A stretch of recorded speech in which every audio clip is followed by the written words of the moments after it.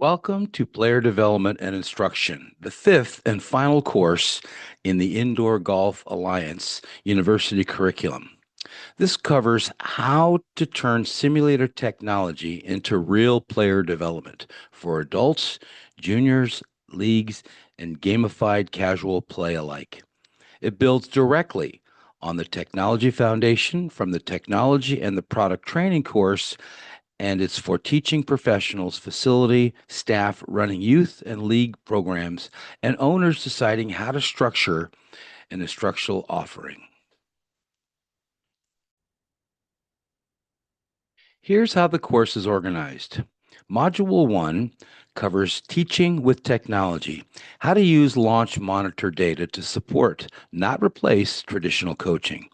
Module 2 covers youth programs, how to structure programming by age group and handle the engagement, safety, and operational pieces unique to junior golfers. Module 3 covers the leagues and the group lessons, designing formats that develop players while keeping things social and reputable. And Module 4 covers gamification and performance tracking, how to use games and data together to keep players engaged and generally improving.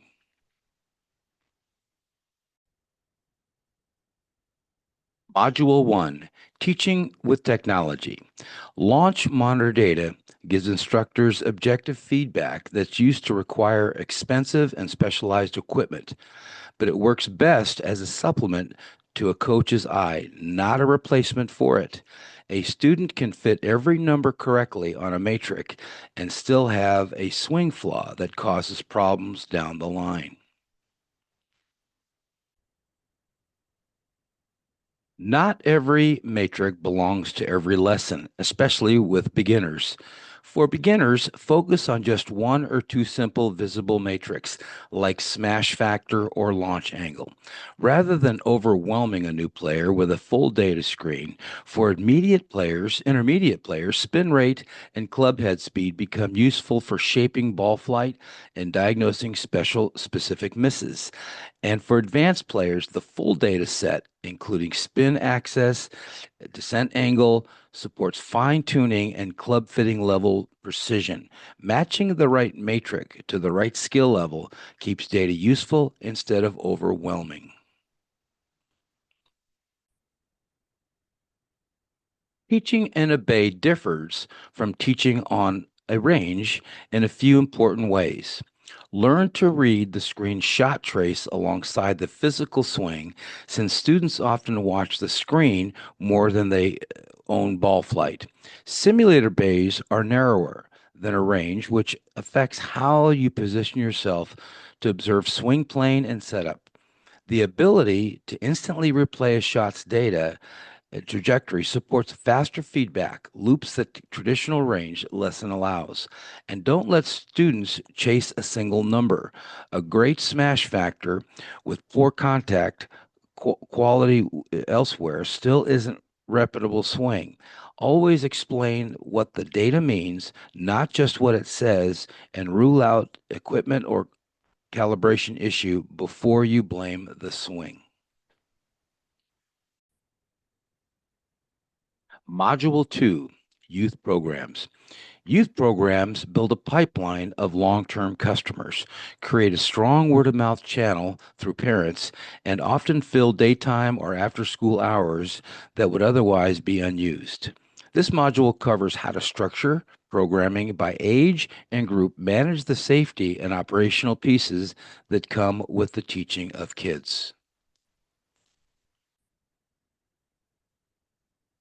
Age appropriate structure keeps kids engaged rather than frustrated and keeps parents seeing clear progress.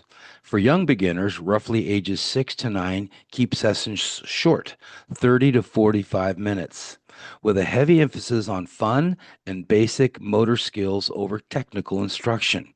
For intermediate players, roughly 10 to 13 sessions can run longer, introducing the basic swing mechanics and a simple data concepts with more structured practice.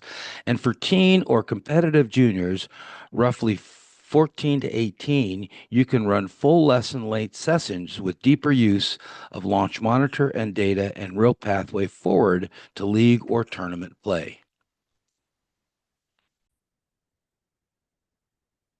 A few things drive engagement and retention with junior students. Visible progress tracking. A simple report card or a milestone system gives parents a tangible sense of their child's development, which supports renewal decisions. Peer group formats like group lessons and mini leagues build social engagement that keep kids coming back beyond the instruction itself. On the operational side, define clear supervision ratios appropriate to age group and base setup, and make sure junior clubs are sized appropriately to reduce injury risk and bad habits. And always collect waivers, consent, and emergency contact information before child's first session, along with a stricter check in and pickup process than you'd use with for adult bookings. Module 3, Leagues and Group Lessons. Group lessons serve a different purpose than a one on one coaching.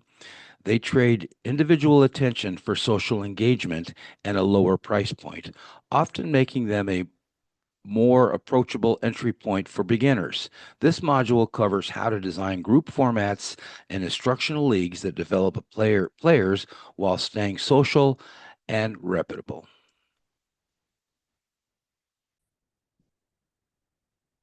When designing group lessons, keep the group size manageable, enough that the instructor can give meaningful individual feedback within the group's session. Structure each lesson around a shared theme: short game, driver consistency, course management, which keeps a mixed skill group engaged together even as individual feedback varies. And build a social time, since it's part of what makes group lessons appealing in the first place. As instructional league blends, the league format from the events, groups, and corporate sales course will with the coaching layer. A short instructional segment before or after each session adds development value beyond pure competition, and league play under mind competitive pressure often reveals issues of practice only lesson wouldn't surface. Tier by skill level where you can, so the coaching stays relevant to each group. On pricing and staffing, price the student rather than the per session, since this scales naturally with group size. Set both a minimum and a maximum enrollment. The minimum protects against unprofitable sessions, the maximum protects lesson quality, and staff based on the format, not just headcount. A highly technical group lesson may need a lower student to instructor ratio than purely social instructional league. Module 4, Gamification and Performance Tracking. Gamification increases both session frequency and a session length by making practice feel like a player rather than a chore.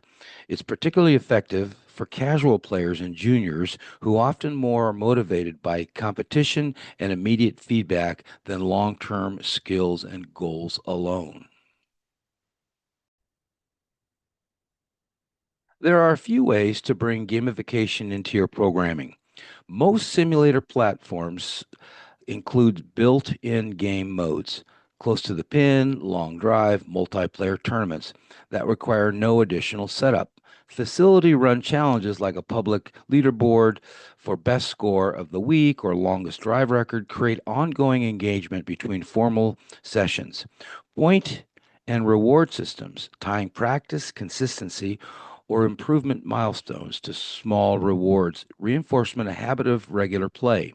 And team based formats like Ryder Cup style competition add a social competitive layer that makes well for both leagues and casual group bookings.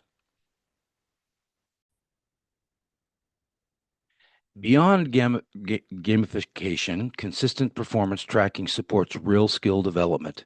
Establish a baseline set of metrics at the start of the student's program and retest periodically to show measurable progress. Track trends, not just single sessions. A single bad session is noise, but a downward trend across several sessions is a signal worth addressing in coaching. And share that progress with the student. And with parents for juniors, visible progress is one of the strongest retention tools available. One balance to strike: gamification should support development, not replace it. Use games to reinforce lesson concepts. A close to the pin contest after a short game reinforces the skill just taught rather than being disconnected actively. And watch the game modes that reward outcomes over process. That's fine for casual play, but it should be balanced and develop focused practice for serious students.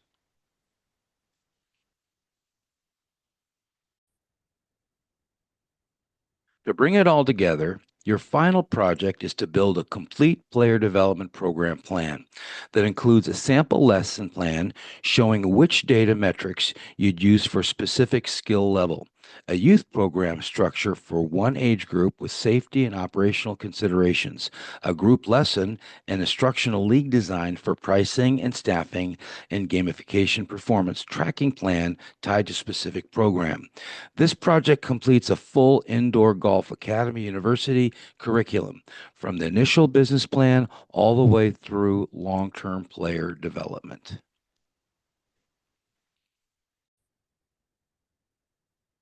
That wraps up player development and instruction, and with it, a full indoor golf Alliance University curriculum. Thank you for working through all five courses.